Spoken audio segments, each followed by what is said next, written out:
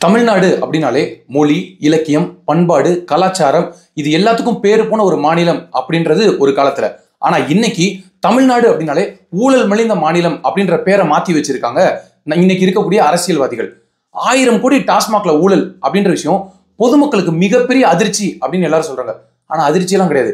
ஏன் அப்படின்னா இவங்க தான் பல லட்சம் கோடி அப்படின்றதே நமக்கு ரொம்ப சர்வசாதாரணமா மாத்தி வச்சிருக்காங்க இவங்க பண்ண ஊழல் மூலியமா. ஒரு 2-3 நாளாவே பரபரப்பா செய்திகள் அப்படின்னு பார்த்தோம் அப்படின்னா டாஸ்மாக்ல மிகப்பெரிய முறைகேடு நடந்திருக்கு, மிகப்பெரிய ஊழல் நடந்திருக்கு, கிட்டத்தட்ட 1000 கோடிக்கு பக்கம் ஊழல் நடந்திருக்கு அப்படின்னு ஒரு தகவல் போயிட்டு இருக்கு ஊடகத்திலையும் பத்திரிகையிலையும். இது எப்படி நடந்துச்சு, ஏன் நடந்துச்சுன்ற விஷயம் எப்படி வெளியில வந்ததுன்னா, சமீபத்துல அமைச்சர் செந்தில் பாலாஜி அவங்க சம்பந்தப்பட்ட இடங்கள்ல இடி ரைடு போனாங்க. அந்த ரைடின் தொடர்ச்சியா சென்னையில் இருக்கக்கூடிய தலைமை, அதாவது டாஸ்மாகோட தலைமை அலுவலகத்துக்கும் அவங்க ரைடுக்கு போனாங்க. அது சம்பந்தமா கொள்முதல் பண்ணக்கூடிய டிஸ்டிலரிஸ் ஃபேக்டரிக்கும் அவங்க ரைடுக்கு போனாங்க. இதுல எப்படி முறைகேடு நடந்துச்சு அப்படின்னு நம்ம பார்த்தோம்னா, ஒரு பாட்டிலுக்கு எக்ஸ்ட்ரா 10 ரூபா. இது எல்லாருக்குமே தெரிஞ்சது. தமிழ்நாட்டில் இருக்கக்கூடிய அனைத்து குடிமகன்களுக்கும் தெரியும். ஒரு பாட்டிலுக்கு 10 ரூபா எக்ஸ்ட்ரா வாங்குறாங்க. அதுக்கான ஒரு ப்ராப்பரான விளக்கமும் கொடுத்தது கிடையாது. முதல்ல மதுவை விற்கிறதே தப்பு தான், அதுல எக்ஸ்ட்ரா காசு வாங்குறது. சரி, அது ஒரு பக்கம் ஒரு மிகப்பெரிய விவாதமா மாறிட்டு இருந்தது போக, இப்ப என்னன்னா ஒரு கொள்முதல் பண்ணக்கூடிய இடம், அங்க இருந்து கவர்மெண்ட், இந்த ரெண்டுக்கும் தான் இன்டர் கனெக்ட். ஆனா இதுக்கு நடுவில் பிரைவேட்டா இருக்கக்கூடிய இந்த டிஸ்டிலரிஸ் எல்லாருமே என்ன பண்ணிருக்காங்கன்னா, இவங்களா ஃபேக்கா ஒரு டெண்டர் கிரியேட் பண்றது, ஒரு பாட்டில் இவங்களா ஒரு லேபிள் போட்டு பிராண்டிங் பண்றது, இப்படி ஏகப்பட்ட விஷயங்கள் சொல்லப்படுது. இப்ப நம்ம என்ன சொல்றோம் அப்படின்னா, இதுக்குள்ள ரொம்ப டெப்தா போறதெல்லாம் தள்ளி வச்சுட்டு, இவங்க டிஎம்கே ஆட்சிக்கு வருவதற்கு முன்பு இருந்தது ஏடிஎம்கே ஆட்சி. அந்த ஆட்சியில அம்மையார் ஜெயலலிதா அவர்கள் 2016 அரியணை ஏறும்போது அவங்க என்ன சொன்னாங்கன்னா, படிப்படியாக மதுக்கடைகள் மூடப்படும், மது ஒழிப்புன்றதை நான் உறுதியா நான் எடுத்து செல்வேன் அப்படின்னு சொன்னாங்க. அதன் தொடர்ச்சியா ஐயா ஸ்டாலின் என்ன சொன்னாரு, நானும் அதையே செய்வேன், மதுக்கடைகளை மூடுவேன் அப்படின்னு சொன்னாங்க. இவங்க எல்லாருமே பார்த்தோம் அப்படின்னா ஓட்டு வாங்குறப்ப மிகப்பெரிய ஒரு ஏமாற்று வேலையை பண்ணுவாங்க. அதன் தொடர்ச்சி தான் இன்னைக்கு இந்த அளவுக்கு நிக்குது. எதுல ஊழல் இல்ல தமிழ்நாட்டுல? எல்லாத்துலயும் ஊழல். சரி, டாஸ்மாக் நீங்க மூடுங்க, மதுக்கடையை மூடுங்கன்னு சொன்னா அங்க இருக்கக்கூடிய அமைச்சர்களும் துறை சார்ந்த நிர்வாகிகளும் என்ன சொல்றாங்க, இதை மூட முடியாது, இதனாலதான் அரசுக்கு வருவாய் வருது. முதல்ல அப்படி சொல்றது மிகப்பெரிய கேவலம். ஏன் உங்களுக்கு அதுல வருவாய் வருது? எவ்வளவோ விஷயங்கள் இருக்கு. அரசு கிட்ட இல்லாத பவரா? எவ்வளவு விஷயத்தை வச்சு முன்கொண்டு போய் எவ்வளவோ வழி மூலியமா அவங்க லாபத்தை சம்பாரிச்சு மக்களுக்கு நிறைய விஷயங்கள் பண்ண முடியும். ஆனா குடிக்க வச்சுதான் நம்ம பணத்தை ஈட்ட முடியும், அதுலதான் கவர்மெண்டே ரன் ஆகுதுன்ற ரேஞ்சில தான் இன்னைக்கு இருக்கக்கூடிய அமைச்சர்களும் சரி, இருக்கக்கூடிய திமுக நிர்வாகிகளும் பேசுறாங்க. இது சம்பந்தமா ஒரு மிகப்பெரிய காட்டமான அறிக்கையை ஐயா எடப்பாடி பழனிசாமி விட்டுருக்காரு. என்ன அப்படின்னா, எல்லாரும் சொல்றாங்க 1000 கோடி ஊழல் நடந்திருக்கு. இது ஆனா 1000 கோடி நடக்கல, 4000 கோடி வரைக்கும் ஊழல் நடந்திருக்கு. யார் சொல்றது? வாழும் புனிதர் ஐயா எம்ஜிஆர், வாழும் எம்ஜிஆர் இவர் சொல்றாரு. இவர் ஆட்சியில மதுக்கடைகளே இல்லாத போலவும், திமுக ஆட்சியில மதுக்கடைகள் திறந்தது போலவும், அதிமுகவுக்கும் திமுகவுக்கும் இதுல ஈக்குவலா பங்கு இருக்கு. காரணம் என்ன? 2 பக்கமும் டிஸ்டிலரிஸ் ஃபேக்டரி ஓனர்ஸ் இருக்காங்க. உங்க கட்சிக்காரங்க தான் இதை நடத்துறாங்க. இதை யாராவது இல்லைன்னு மறுக்க முடியுமா? சரி, ஒருவேளை இதுக்கு சம்பந்தமா நீங்க நடவடிக்கை எடுக்க போறீங்கன்னா ஐயா எடப்பாடி பழனிசாமி சொல்லுங்க, என்னோட கட்சியில மது விற்கிறது சம்பந்தமா யாராவது ஈடுபட்டா அவங்க கட்சியில இருக்கவே மாட்டாங்க. சொல்ல முடியுமா உங்களால? அம்மையார் சசிகலாவின் நிலைப்பாடுல என்ன? ஐயா ஸ்டாலினோட நிலைப்பாடு, உதயநிதி ஸ்டாலினோட நிலைப்பாடு, யாருக்கும் எதுவுமே பேச முடியாது. ஏன் அப்படின்னா அவங்களே இதை வச்சு நடத்திட்டு இருக்காங்க. இந்த டாஸ்மாக் துறைக்கான அமைச்சர் யாரு? ஐயா செந்தில் பாலாஜி. ஏற்கனவே அவர் மீது மிகப்பெரிய ஒரு குற்றம் சுமத்தப்பட்டு அந்த வழக்கில் இவர் சிறை தண்டனை கூட அனுபவிச்சுட்டு வெளியில வந்திருக்காரு. இன்னைக்கு காலையில் ஐயா செந்தில் பாலாஜி மிகப்பெரிய ஒரு பேட்டி கொடுக்குறாரு. நான் இதை வழக்கை எதிர்கொள்வோம், இது நாங்கள் நிரூபிச்சு கட்டோம். இது எல்லா காலத்திலும் எல்லாரும் சொல்றது தாங்க.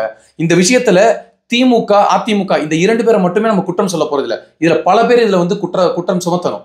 மக்களுமே இதுல உடந்தை தான். காரணம் என்ன?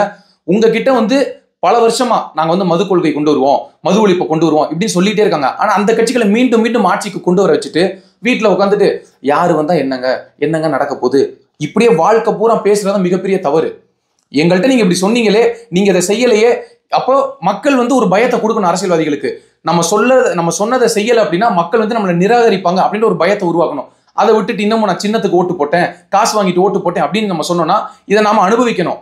இது மேல்தட்டு மக்களுக்கோ நடுத்தர மக்களுக்கோ இது பாதிப்பு கிடையாது. ஆனா கீழ்த்தட்டு மக்கள் இருக்கான் பாருங்க, இப்படி சுரண்டி காசை கொள்ளையடிக்கிறதுனால கீழ்த்தட்டு மக்கள் ஒரு நாளைக்கு 50 ரூபாய்க்கு பெட்ரோல் போட கஷ்டப்படுவாங்க. அவனோட நிலைமைக்கு யார் பதில் சொல்லுவா? நாம எல்லாரும் சேர்ந்துதான் பொறுப்பு. நம்மளோட சந்தோஷத்துக்காக, நம்மளோட சுய லாபத்துக்காக, சுய தேவைக்காக ஒரு கட்சியை நம்ம ஓட்டு பண்ணி செலக்ட் பண்ணிடுவோம். அவன் நேர்மையா இருக்கான் இல்ல அப்படின்றதெல்லாம் யோசிக்காம. ஆனா இதனால பாதிக்கப்படுறது யாரு? கீழ்த்தட்டு மக்கள் தான். இதுல இன்னொரு பக்கம் யாரு தவறு பண்றது அப்படின்னா, இந்த இடி டிபார்ட்மெண்ட், இவங்க இன்கம் டாக்ஸ் ஆகட்டும் இல்ல இடி டிபார்ட்மெண்ட் ஆகட்டும், நீங்க ஒரு கண்டிப்பா உறுதியான முறையில ஒரு புகார் கிடைச்சோ இல்ல வேற ஏதாவது ஒரு சோர்ஸ் ஆஃப் இன்ஃபர்மேஷன் கிடைச்சதுக்கு அப்புறம் தான் நீங்க ஒரு இடத்துக்கு ரைடு போவீங்க. காலையில 8 மணிக்கு ஆரம்பிச்சு சாயந்தரம் 6 மணிக்கு அது முடிஞ்சு எல்லாரும் வீட்டுக்கு போயிருவாங்க. இது ஏன் இப்படி ஒரு வழக்கமாவே இருக்கு? கிட்டத்தட்ட 10 வருஷமா நீங்க பாத்தீங்கன்னா எத்தனையோ அமைச்சர்கள் மேல அவ்வளவு ரைடு போயிருக்காங்க. ஒரு நாளாவது ஒரு இடி டிபார்ட்மெண்ட் உட்காந்து இல்ல இன்கம் டேக்ஸ் டிபார்ட்மெண்ட் உட்காந்து இன்னைக்கு நாங்க இந்த வீட்டுக்கு ரைடு போனோம், எங்களோட ரைடு முடிஞ்சிருச்சு, இந்த வீட்டுல நாங்க வந்து முறைகேடான முறையில இந்த பணம் எடுத்தோம், நகை எடுத்தோம், இவ்வளவு வந்து முறைகேடான பணம் வந்திருக்கு, ஊழல் நடந்திருக்கு, இந்த ஆட்சியில நடந்துச்சு, இந்த துறையில நடந்துச்சு, ஏதாவது ஒரு நாள் ஒரு விளக்கம் கொடுத்திருப்பாங்களா? திடீர்னு இவங்களே ரைடு போவாங்க. அமைச்சர் இதுக்கு முன்னாடி இருந்த அமைச்சர் விஜயபாஸ்கர் வீட்டுல ரைடு போனாங்க. அவர் வீட்டுல போயிட்டு ரைடு போய் இவ்வளவு பணம் எடுத்தோம், எல்லா தகவலும் வெளியில வருது. திரும்ப 2019 அவங்க கூட அதிமுக கூட்டணி போகுது, பிஜேபி ஏடிஎம்கே கூட்டணி. அப்ப எப்படி ஒரு நம்பகத்தன்மை இருக்கும்? உடனே என்ன சொல்லுவாங்க, எங்க பிஜேபி வேறங்க, அந்த சென்ட்ரல் கவர்மெண்ட்டுக்கும் இடி டிபார்ட்மெண்ட் சம்மந்தமே கிடையாது அப்படின்னு குழந்தை கூட சொல்லும். இதுக்கான பதில் என்ன அப்படின்றது. அப்போ ஒரு நம்பகத்தன்மையே கிடையாது. இது அப்போ அரசியல் காரணத்துக்காக இந்த ரைடு எல்லாம் நடத்தப்படுதா அப்படின்றது மிகப்பெரிய ஒரு கேள்விக்குறியா இருக்கு. இப்போ நீங்க பாருங்க, இந்த ரைடு நடந்துச்சா, திடீர்னு 2-3 முக்கிய புள்ளி டெல்லிக்கு ஃபிளைட்ல போவாங்க. அவங்க எதுக்குன்னு கேட்டா நாங்க தனிப்பட்ட காரணத்துக்காக போனோம் அப்படின்னு சொல்லுவாங்க. இதெல்லாம் யதார்த்தமா நடக்கிறதா, நம்ம நம்பணும் மக்கள் எல்லாருமே. இப்படி போய் தான் இது ஒரு கலாச்சாரம். எப்படி ஆச்சுன்னா இடி ரைடு விடுவாங்க, உடனே 2-3 பேர் டெல்லிக்கு போவாங்க, சமரசம் பேசுவாங்க, திரும்ப வந்துருவாங்க. ஆனா இப்ப நாம பார்க்கக்கூடிய விஷயத்துல நம்ம ஒரு முக்கியமான ஒரு நபரை பாராட்டியாகணும். திரு அண்ணாமலை அவர்கள் இந்த விஷயத்துல கடுமையான விமர்சனத்தை வைக்கிறாரு திமுக மேல. அவர் 1000 கோடி பணம்ன்றது அது ஒரு பக்கம் இருக்கட்டும், ஆனா இந்த பணம் மேல யாரோட பணம், இது எங்க இருந்து சுரண்டப்படுது? ஏழைகளின் பணத்தை தான் இவங்க சுரண்டி வந்து இவ்வளவு பெரிய ஊழலை பண்ணியிருக்காங்க. அதனால இதை வந்து பாஜக ஒருபோதும் விட போறது இல்லை அப்படின்னு சொல்லியிருக்காரு. உண்மையிலே நீங்க நேர்மையா இந்த விஷயத்தை எடுத்துட்டு போவீங்க அப்படின்னா அதை நாங்கள் வரவேற்கிறோம். அது பெரும் மகிழ்ச்சி தான். கண்ணுக்கு தெரிஞ்சு டாஸ்மாக்ல இவ்வளவு ஊழல் நடந்திருக்கு. இது போல ஏகப்பட்ட துறைகள் இருக்கு, அது எல்லாத்தையுமே முறைகேடு நடக்குது, ஊழல் நடக்குது. அப்போ மக்கள் மிக மிக மிக விழிப்புணர்வோடு இருக்கணும்.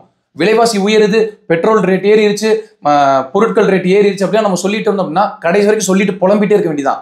அப்ப எப்படி இதை சரி பண்றது? சரியான நபர்களை தேர்வு செய்ய வேண்டும். நாம யாரு, நல்லவர்கள் யாரு, கெட்டவர்கள் யாருன்னு நம்ம அலசி ஆராயணும்ல.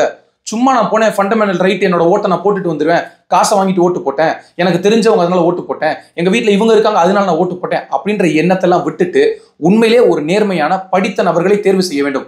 அப்பதான் இந்த ஊழல் இது போன்ற நிறைய விஷயங்கள் அப்புறப்படுத்த முடியும். இது வந்து மக்களுக்கு மட்டும்தான் அப்படின்னா அரசியல் கட்சி தலைவர்களுக்கும் எப்படிப்பட்ட ஒரு பயம் வரணும்னா, மக்கள் வந்து நம்ம தப்பு செஞ்சோம்னா நம்மளை தூக்கி எரிஞ்சிருவான் அப்படின்ற எண்ணத்தை நீங்க கொடுக்கணும். இது கேரளாவில் நடக்குது, டெல்லியில நடந்தது, மிகப்பெரிய புரட்சி வெடிச்சுது. காரணம் என்ன? மக்களை ஏமாத்தினாலும் மக்களோட காசை சுரண்டினாலும் தூக்கி எரிஞ்சுன்ற ஒரு பயத்தை அரசியல்வாதிகளுக்கு மக்கள் ஏற்படுத்தினாங்க. மக்கள் மிக மிக விழிப்புணர்வோடு இருந்து நேர்மையற்ற அரசியல் கட்சிகளை இந்த மண்ணிலிருந்து அப்புறப்படுத்த வேண்டும். நன்றி.